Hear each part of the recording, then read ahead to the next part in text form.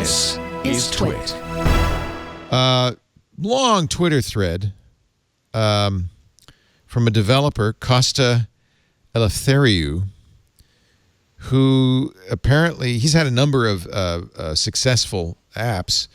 He says the App Store has a big problem, and it happened to him. You, an honest developer working hard to improve your IAP conversions, your competitor, a $2 million a year scam running rampant. Yep. Over the years, I've worked incredibly hard to create what I think is the best Apple Watch keyboard app in the world. When I started, I had 2 gold. Well, I believe it became the top paid app of 2020. I failed to stay ahead of the competition, but not for reasons I anticipated. He got copied. First, they made an app that appeared to fulfill the promise of a watch keyboard but was practically unusable. Then they started heavily advertising on Facebook and Instagram and using my own promo video of my own app with my actual name on it. And you have to pay. It's a $400 because you can't really use the app until you pay for it. The ends up being $416 a year. Yeah, it's so gross. A year. They keep getting 5-star reviews because Costa says they're fake. He says it's obvious they're fake because the app doesn't work once you pay for it, and yet all these people saying, "Oh, it's great. I really like it." Does fake ratings, fake reviews quickly push the scams to the top of the search results, leaving honest and hardworking developers in the dust. And he says it's not just me. There are hundreds of these. This happens all the time. Why doesn't Apple fix this? How come Apple can't fix this?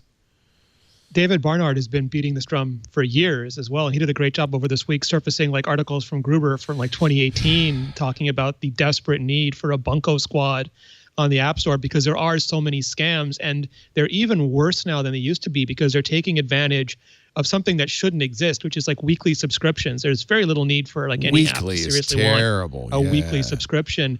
And Apple has made tiny bits of progress. Like they've made it harder for you to be tricked into tapping the wrong thing to authorize them and little things like that. But just the amount of pure scam apps on the App Store, they seem to come in waves and surges. And I don't know what Apple is doing, but obviously it is not effective. And I don't know why this isn't like a huge glowing neon priority, because Apple's whole thing is faith in the App Store. That's the whole promise of the App Store, is that it is a safe, trusted place for you to spend money, whether that's in-app purchases or direct payments for apps. And this totally destroys all of that good faith equity that they've built. Sorry. Is that app? No, it's really terrible. I feel so bad for Costa. Is that app still up?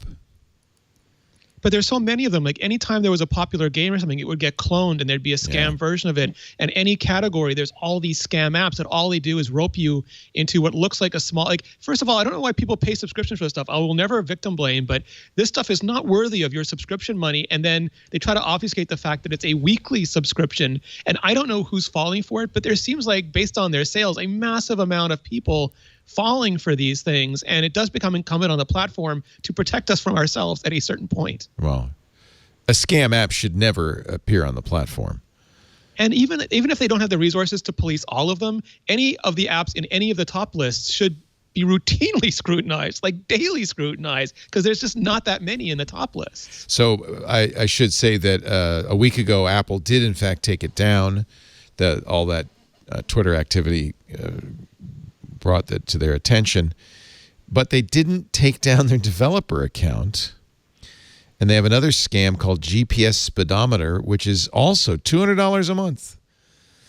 And it's just crazy. Yeah, it's gross. $200,000 a month they're making on it. I'm sorry. Yeah. It does feel like they've got enough data to track to basically have scam apps like these trigger warnings that get escalated immediately to a human review.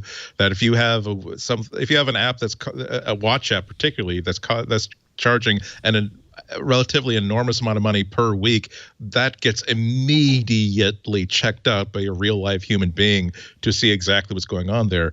There's any company that is trying to sell thousands upon thousands upon thousands of items in a store. They have a certain amount of cover here, saying that, look, we have an automated system for submitting. We can't simply human review every single app, or else we will never be able to get developers to get their stuff on the App Store. But nonetheless, when you have enough metrics to say this person who's working at McDonald's and making $1 over minimum wage per hour seems to own a lot of boats for some reason. Perhaps we should find out if they've got their hands on anything else in the corporate structure. This is the similar sort of thing, I think. So a couple of proposals. One obvious one is to Marco Arment suggested just eliminate the weekly subscription billing option. Yep.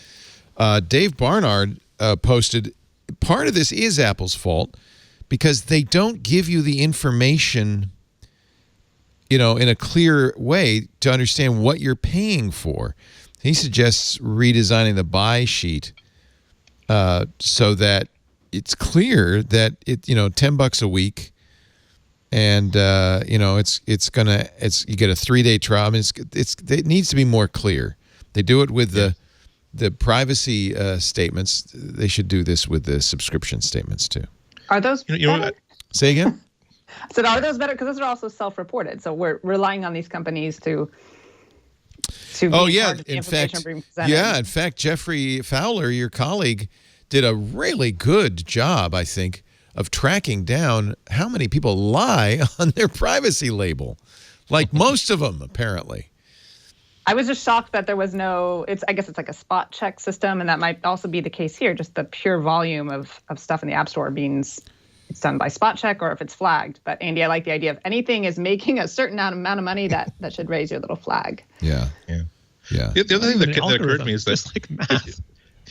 if you go to the market, you're trying to figure out how much something actually costs. There is actually, by mandate, not only here is the price of the thing, but here is the price per unit. And I think that in addition, in that little table of price information on App Store, it should basically say, here's how much this costs per year of operation. And if it costs $5.99 and you own it outright, it will say $5.99 forever. If you're charging by the month, it will say, here's that times 12. If you're charging by the week, here's that times 52. It seems as though an easy first step, and yet another indication that Apple, I don't think that Apple doesn't care. I just think that the App Store is such a big business for them that they really haven't planned on how difficult it's going to be to manage it, and so they aren't managing it very well. Yeah. And there's a tricky thing about how Apple manages your subscriptions, because it's all lumped together. And if you look at your credit card statement, there's one charge. You don't see it. And it takes an extra step to go see what everything is. That's unless you have the emails turned on. That's a good point. So it's kind of a surprise.